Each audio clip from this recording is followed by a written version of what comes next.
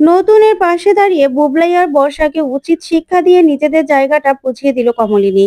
হ্যাঁ বন্ধুরা, এমনটাই দেখা যাবে। তাই সম্পূর্ণ জানতে ভিডিওটিতে লাইক দিয়ে চ্যানেলটি সাবস্ক্রাইব করে দেখতে থাকুন। গল্পের শুরুতে দেখা যাবে কমলিনী, নতুন আর মিঠি হসপিটালে আসে। তখনই দেখা যাবে ওদের দেখেই বর্ষার জেঠু বলে, প্লিজ আপনারা কদিন একটু আমাদের মেয়ে আর মেয়ের জামাই সামনে আসবেন না। বুবলাইয়ের মেন্টাল কন্ডিশন তো বুঝতে পাচ্ছেন। তখনই বর্ষার বাবাও ঠিক একই কথা বলে, যা শুনে অবাক হয়ে যায় কমলিনী আর মিঠি। তখনই নতুন বলে, আসলে আমি এখানে আসতাম না, কিন্তু আমার কিছু দায়িত্ব রয়েছে তো সেই জন্য এসেছি। তখন বর্ষার বাবা বলে, আপনার দায়িত্ব মানে? তখন নতুন বলে, হ্যাঁ, আমি তো কমলিনীর স্বামী, তাই কমলিনীর ছেলে মেয়েদের প্রতি আমার একটা দায়িত্ব আছে। সেই থেকেই আমি এখানে এসেছি। তখন তো এই কথা শুনে কৃষাণু অবাক হয়ে নতুনের দিকে তাকিয়ে থাকে। তখন নতুন বলে, আসলে কৃষাণু, বুবলাই তো সবেমাত্র চাকরি পেয়েছে, আর ওর এতদিন তো চাকরি ছিল না, সবেমাত্র চাকরিটা পেয়েছে, তাই চিকিৎসা ভাতাটা এখনো চালু হয়নি। তাই এখানে আমি এসেছি। বিলটা কি বর্ষার বাবা জেঠু দিয়ে ফেলেছে? না হলে আমার তো একটা দায়িত্ব আছে। ছোটবেলা থেকে ওকে কোলে পিঠে করে মানুষ করেছি। কি আপনারা কি দিয়ে ফেলেছেন? তখন বর্ষারই বাবা বলে, না, আমি দিব কি করে? আমার তো সবেমাত্র রিটায়ার্ড হয়েছে, পেনশন এখনো চালু হয়নি। আর দাদা তো কত আগেই রিটায়ার্ড করে গেছে, তাই আমরা কি করে দেব? তখন তো এই কথা শুনে বুবলাই চমকে যায়। তখনই নতুন বলে, তাহলে বিলটা কে দেবে? আপনি দেবেন? তখনই বর্ষার বাবা বলে, না, আমরা ফ্রিতে খাওয়াতে পড়াতে পারবো, কিন্তু আমরা এতগুলো টাকা বিল দেব কি করে? আমরা তো এতগুলো টাকা বিল দিতে পারবো না। তখন মিঠি বলে, আচ্ছা, তাহলে আপনারা আপনার মেয়ে আর মেয়ের জামাইকে কিভাবে নিয়ে যেতেন? নিশ্চয়ই কোনো না কোনো একটা উপায় ছিল, তাই না? তখন বর্ষার বাবা বলে, না, ওনাদের ছেলে আমাদের জন্য তার এই কাজ করেনি। তাহলে আমরা কি করে টাকা দেব? আমরা এতগুলো টাকা পাবোই বা কোথায়? তখন কমলিনী বলে, তাহলে টাকাটা যখন দিতে পারবেন না, তাই এই ব্যাপারে আপনারা কোনো কথাও বলতে পারবেন না। বুঝতে পেরেছেন? এই ব্যাপারে আপনাদের কোনো কথা বলার অধিকার নেই। এখন আমরা যখন এসেছি, তাহলে কেন এত কথা বলছেন আপনারা?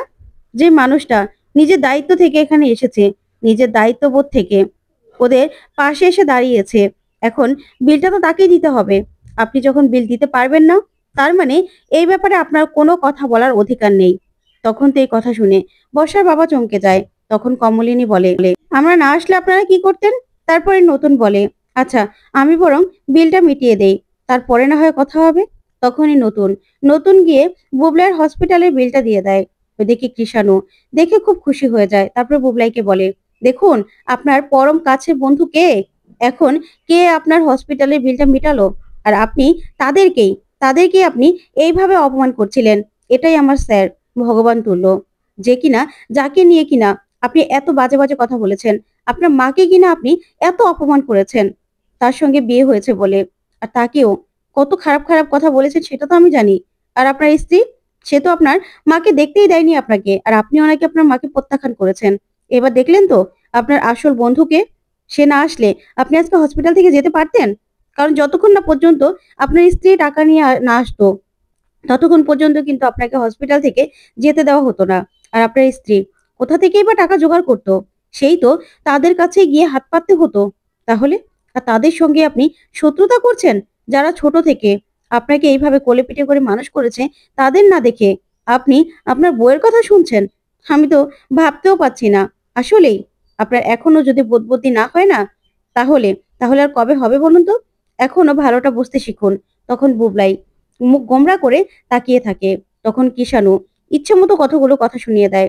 তখন বর্ষা বলে, টাকাটা যেই দেখ না কেন, আমরা বিলটা দিয়ে দেব, আমরা টাকাগুলো সব পরিশোধ করে দেব। তখনই কমলিনী বলে, আচ্ছা বর্ষা, টাকাগুলো না হয় পরিশোধ করে দিলে, আর বাকি সবকিছু তুমি পরিশোধ করতে পারবে তো? এই যে 10 মাস 10 দিন গর্ভে রেখে সন্তানকে জন্ম দিয়েছি, সেটা সেটা তুমি শোধ করতে পারবে তো?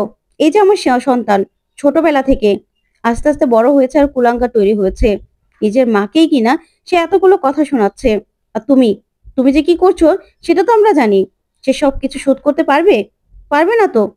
ছোটবেলা থেকে কত কষ্ট করে ওই মানুষটা এদেরকে লেখাপড়া করিয়েছে, খাইয়েছে, দাইয়েছে, সবকিছু করেছে।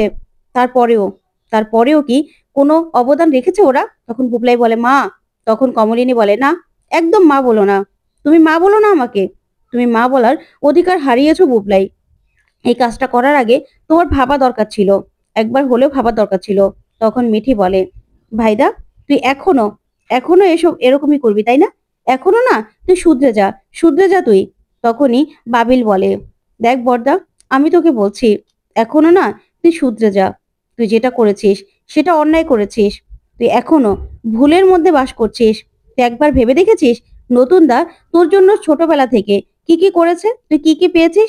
একবারের জন্য তুই ভেবে দেখেছিস? ভেবে দেখিসনি তো। তুই না একবার মনে করে দেখিস। তখনই নতুন আসে আর এসেই বলে, কৃষাণু, এবার আমরা যাই, ঠিক আছে? তখন কৃষাণুকে বলেই নতুন বলে, কমলিনী আমি বাইরে আছি, তুমি এসো। তখন কমলিনী বলে, না, তুমি এখানে না দাঁড়াতে পারলে আমাদেরও এখানে দাঁড়ানোর কোনো দরকার নেই। আমার স্বামী যেখানে সম্মান পাবে না, আমার স্বামীকে যেখানে অপমানিত হতে হবে, সেখানে আমার থাকার কোনো দরকার নেই। তখন এই কথা শুনে নতুন তাকিয়ে থাকে। তখনই কমলিনী বলে, হ্যাঁ, আমি তোমার স্ত্রী, তাই তোমার সম্মানটাই আমার কাছে সব থেকে বড়। তখন বুবলাই বলে, প্লিজ মা, তুমি এসব কথা আর বলো না। আর নিজেকে স্ত্রী স্ত্রী বলে আর তোমার স্বামী এসব বলে না, আর তুমি সবাইকে শুনিও না মা। এসব না আমি সহ্য করতে পারি না, সেটা তুমি বুঝতে পারছো না? আমি সহ্য করতে পারি না। তখন কমলিনী বলে, তোমার তো সহ্য না করার কিছু নেই বুবলাই, কারণ আমাদের যে বিয়ে হয়ে গেছে সেটা সবাই জানে। তোমার নতুন কাকু আমার স্বামী, আমি তার স্ত্রী, সেটা সবাই জানে। আর যারা না জানে তাদেরকে আমি চাইলে রেজিস্ট্রেশন পেপারও আমাদের দেখিয়ে দিতে পারি। তুমি তাতে কেন এরকম করছো? হ্যাঁ, তোমার এরকম করায় আমার তো কিছু যায় আসবে না। এই মানুষটা এই মানুষটা আমার পাশে আছে, আর আমার স্বামীর পাশে তো আমি দাঁড়াবোই। স্বামীর যেখানে অপমান হবে সেখানে তো আমি কোনোভাবেই সেখানে থাকবো না, আর তাকে আমি কোনোদিন ক্ষমাও করব না। তখন তো এই কথা শুনে নতুন খুব খুশি হয়ে যায়। তখন কমলিনী বলে, তুমি একটা কুলাঙ্গার তৈরি হয়েছো। তুমি ছোটবেলা থেকে এই মানুষটা সংস্পর্শে থেকেও কিভাবে যে কুলাঙ্গার তৈরি হলে সেটা তো আমি বুঝতে পারছি না। আর এই যে বর্ষা, বর্ষা তোমাকে এরকম বানিয়েছে। তখন এই কথাগুলো শুনে বর্ষা আর বুবলাই চমকে যায়। তারপরে বাবিল বলে, নতুন কাকু, আমি বর্দার পক্ষ থেকে তোমার কাছে ক্ষমা চাইছি। তখন নতুন বলে, না না বাবিল, কি বলছি, ছোটবেলা থেকে ওকে আমি বড় করেছি, স্কুলে নিয়ে গেছি, নিজের হাতে খাইয়ে দিয়েছি। সেই মানুষটার প্রতি আমার কেন রাগ থাকবে? ওর প্রতি না আমার কোনো রাগ নেই। ও তো এরকমই, ওর একটু অভিমান হয়েছে, তাতে আমার কোনো সমস্যা নেই। আমি আমার যতটুকু কর্তব্য সেটা তো আমি করেই যাব। তখন কৃষাণু এই কথাগুলো শুনে নতুনকে জড়িয়ে ধরে আর বলে, এই না হলে আমার স্যার, সত্যি স্যার, আপনাকে দেখে না আমি প্রতি মুহূর্তে মুহূর্তে শিখছি। আপনি আমার আমার কাছে গড় তুল্য। আপনার কাছ থেকে আমি সুশিক্ষাটা পাই। তখন নতুন বলে, আচ্ছা মনে আছে তো রোববার? তখন কিষাণু বলে, হ্যাঁ হ্যাঁ, মনে থাকবে না? এটা তো আমার কাছে আদেশ, আমি যাব স্যার, অবশ্যই যাব। তখনই মিঠি বলে, নতুন কাকু, আমি কিন্তু ওই দিন থাকতে পারবো না। আমাকে কিন্তু আবার থাকতে বলবে না, কারণ আমার বন্ধুদের সঙ্গে আমার দেখা করার কথা আছে। তখনই কিষাণু বলে, ভালোই হবে, থাকবে না। আমরা একটু মন খুলে সবাই মিলে একসঙ্গে কথা বলতে পারবো, আড্ডা দিতে পারবো। ভালোই হয়েছে না থাকাতে। তখন তো এই কথা শুনে মিঠি প্রচন্ড ভাবে রেগে যায় আর বলে, দেখেছো, দেখেছো কেমন করে কথা বলছে? আমার বাড়ি আমি না থাকাতে নাকি শান্তি হবে। তখন নতুন বলে, কিষাণু, তুমি না সেই দুষ্টই রয়ে গেলে। মিঠি একটু কড়া কথা বলে। তখন মিঠি বলে, দেখেছো নতুন কাকু, তুমিও না কেমন পাল্টি খেয়ে গেলে। আমি একটু কড়া কথা কি বলি, কি বলি আমি? তখন মিঠির কথা শুনে কমলিনী বলে, মিঠি, তুমি দেখছি কাল থেকে কিষাণুর সঙ্গে কেমন ব্যবহার করছো, এরকম ব্যবহার কেন করছো? তখনই নতুন বর্ষার হাতে সেই হসপিটালের বিলের কাগজটা দিয়ে দেয় আর বলে, এটা কাজে লাগবে। তখনই বর্ষার জেঠু বলে, আচ্ছা চলো আমরা যাচ্ছি। তখন কমলিনী বলে, আচ্ছা ওরা কি খাবে, ওদের খাবারের ব্যবস্থা? তখন বর্ষা জেঠু বলে, ওর মা রান্না করে খাবার পাঠিয়ে দিয়েছে। তখন কমলিনী বলে, ওর মা আছে, বুবলাইয়ের মা আছে, এখনো চাইলে আমি রান্না করে দিতে পারি। তখন বর্ষা বলে, না, তোমার ছেলে খাবে না। তখন কমলিনী বলে, শোনো বর্ষা, আমি না আমার ছেলেকে জিজ্ঞাসা করেছি, তোমাকে জিজ্ঞাসা করিনি। তাই আমার ছেলেই বলবে ও খাবে কি খাবে না, তোমার এত কথা কি আছে? তখন তখনই বুবলাই বলে, না মা, অনেক ধন্যবাদ, অনেক করেছো, আর করতে হবে না। এই বলে বুবলাই বলে, বর্ষা চলো। এই বলে ওরা সেখান থেকে চলে যায়। তখন তো কমলিনী নতুন, ওরা আর কিছুই বলে না। অন্যদিকে দেখা যাবে ডাবলুর বিয়ের বরযাত্রী যাবে। তখন ডাবলুকে বসিয়ে সব নিয়ম কানুন করে নিচ্ছে কুর্চি। তখন তো অয়নদীপ কুর্চিকে বলে, নাও নাও, এবার তুমিও তো রেডি হয়ে নেবে, ছেলের মাও তো যাবে। তখন কুর্চি বলে, না, আমি কেন যাব? তখনই এই কথা শুনে ডাবলু বলে, আচ্ছা মা, মামিদের বাড়ি থেকে কেউ আসবে না? তখন কুর্চি বলে, হ্যাঁ, তোমার বাবা কোনো রকম নিয়ম রক্ষার্থে নেমন্ত্রণ করেছিল। কি করে আসবে? তখন অয়নদীপ বলে, একদম বাজে কথা বলবে না। আমি আমার ছেলের বিয়েতে সর্বপ্রথম আমার শ্বশুরবাড়িতে গিয়েছিলাম নেমন্ত্রণ করতে। আমার শাশুড়ি মাকে বলেছিলাম যে আপনি আমার ছেলের বিয়েতে আমার পাশে থাকবেন। তাতে আবার কি বলবো বৌদি বলো তো? না, না, বুকে ব্যথা উঠে যাচ্ছে। তখনই ডাবলু বলে, বাবা তোমার আবার কি হলো? তখনই কুর্চি বলে, কি শুরু করেছে বলো তো? 1% আছে, 1% শেষ হয়ে যাবে। আচ্ছা ডাবলু, তুমি তোমার বাবাকে ডক্টর দেখাতে পারোনি? আর এইভাবে নেমন্ত্রণ করলে কেউ আসে নাকি যে পাশে থেকো? হ্যাঁ, শ্বশুর বাড়ি, ভালো করে বলতে হবে তো। তখনই সবাই মিলে ওদের ঝগড়া দেখে মজা নিতে থাকে, সবাই খুব খুশি হয়। তখন কুচি বলে, এরকম ভাবে কেউ আসে? সেই তো বউ ভাতটাই মনে হয়, তাই না? তখন অয়নদীপ বলে, হ্যাঁ তাই তো, এখন তো সব দোষ আমার। তখনই আরেকজন বলে, আচ্ছা বৌদি, এবার তুমি চলে এসেছো, গিন্নি ছাড়া বাড়ি জমে নাকি? এবার না সব মনে হচ্ছে ভালো। তখন ডাবলু বলে, মা তুমি যাবে না? তখন কুর্চি বলে, না রে বাবা, মাকে ছেলের বিয়ে দেখতে নেই, তাতে যে ছেলের অমঙ্গল হয়। তখনই ডাবলু বলে, কি যে বলো না মা।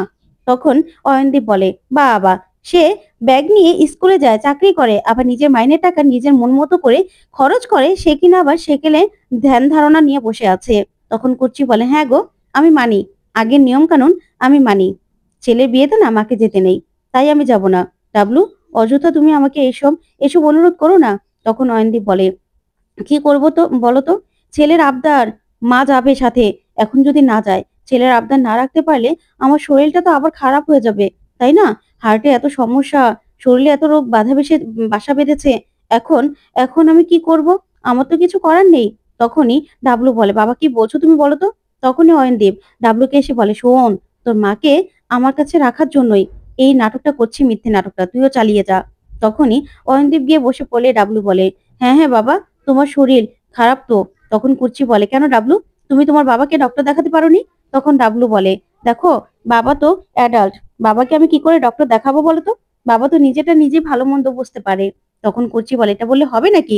একজন মানুষ এইভাবে শেষ হয়ে যাবে সেটাকে আমি হতে দিতে পারি? তখন ডাবলু বলে, শোনো মা, তুমি থাকলেই না বাবা একদম ঠিক হয়ে যাবে। তুমি বরং বাবাকে চিকিৎসা করিয়ে তারপরে না হয়ে যেও। তখন আরেকজন বলে, হ্যাঁ হ্যাঁ ডাবলু, এবার তুই বল না, তোর মায়ের জন্য তুই দাসী আনতে যাচ্ছিস, বল।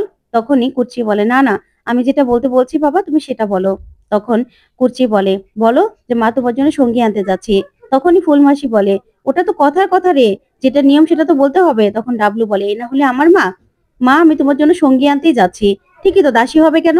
তখন অয়নদীপ বলে, আচ্ছা, ছেলের ছেলের মনের ইচ্ছেটাই তো পূরণ করতে পারলাম না, যে তার মাও বরযাত্রী যাবে। আর নাও নাও, সবাই বেরো, আর আমার জন্য একা একটা গাড়ি দিও, আমি তো অসুস্থ মানুষ, তাই খোলামেলা ভাবেই যাব। তখনই কুর্চি বলে, মানে? তখন অয়নদীপ বলে, হ্যাঁ, আমার আমার মা বলেছিল যে বেনারসি পরেই নাকি যেতে হয়। তখনই এই কথাতে কুর্চি বলে, একদম বাজে কথা বলবে না। তোমার মাও কি তোমার বিয়েতে গিয়েছিল নাকি? বাজে কথা বলছো। আর বেনারসি কোথা থেকে পড়বে? তখনই অয়নদীপ বলে, হ্যাঁ, আমি এনেছিলাম তো আমার মায়ের জন্য, আমি একটা বেনারসি কিনে এনেছিলাম, বুঝতে পেরেছো? যখন মা কথা বলেছিল, তখন কুর্চি বলে, তাই নাকি? তাহলে আমি এখন বেনারসি কোথায় পাবো? তখন অয়নদীপ বলে, আমি জানি তো যে আমার ছেলের আবদার, তার মা যাবে, তাই তার মায়ের জন্য আমিও তো অনেকগুলো টাকা খরচা করে, এই বুকের ব্যথা নিয়েও অনেকগুলো টাকা নিয়ে একটা বেনারসি কিনে এনেছি। তখনই এই কথা শুনে কুর্চি বলে, তাই নাকি? তখন আরেকজন বলে, হ্যাঁ বৌদি, দাদাই তো সব বাজার করেছে, আর তোমার জন্য লাল বেনারসিও কিনে এনেছে। চলো না, ভালো লাগবে। তুমি না হয় বিয়েটা নাই দেখলে, কিন্তু গেলে ভালো লাগবে। তখন কুর্চি বলে, ঠিক আছে, আমার ছেলের যখন আবদার, তখন তো আমাকে যেতেই হবে, তাই আমি যাব। তখন অয়নদীপ বলে, ঠিক আছে ঠিক আছে, বেনারসিটা কিন্তু ওখানে রাখাই আছে, তুমি কিন্তু সেই বেনারসিটাই পরে নিও। তখন কুর্চি বলে, হ্যাঁ, এখন এই বয়সে এসে কত ঢং দেখতে হবে আমাকে, আমার এসব আর ভালো লাগছে না, আমি আমি এসব শুনতে চাই না। তখনই আরেকজন বলে, হ্যাঁ, এই তো আমাদের বৌদি, কত ভালো, আর বড় বৌদি সবার সঙ্গে শুধু খিটখিট করে। তখন কুর্চি বলে, থাক, এতদিন তো ডাবলু আর ডাবলুর বাবাকে বর দিয়েই দেখে রেখেছে, তার সঙ্গে আমার যাই থাকুক না কেন, একজন মানুষ বাড়িতে নেই, তার সম্পর্কে আমি কোনো বাজে কথা শুনতে চাই না। তখন অয়নদীপ বলে, যাক, এবার ছেলের মা রাজি হয়েছে, এবার আমার শান্তি। এই বলেই ছেলে আর ছেলের বাবা দুজনে হাসতে থাকলেই কুর্চি ওদেরকে বলে, কি হলো, ব্যাপারটা তো বুঝলাম না। তখনই ডাবলু বলে, আসলে মা, আমি দেখছিলাম বাবার বুকের ব্যথাটা কমেছে না বেড়েছে। তখনই কুর্চিকে বলে, হ্যাঁ গো, যাও, তুমি গিয়ে পরে এসো না বেনারসিটা। তখন কুর্চিও খুশি হয়ে যায়। আর ওইদিকে ডাবলু আর অয়নদীপও খুশি হয়ে যায়। তো বন্ধুরা কেমন লাগলো আজকের আপডেট কমেন্ট করে জানাও। ধন্যবাদ।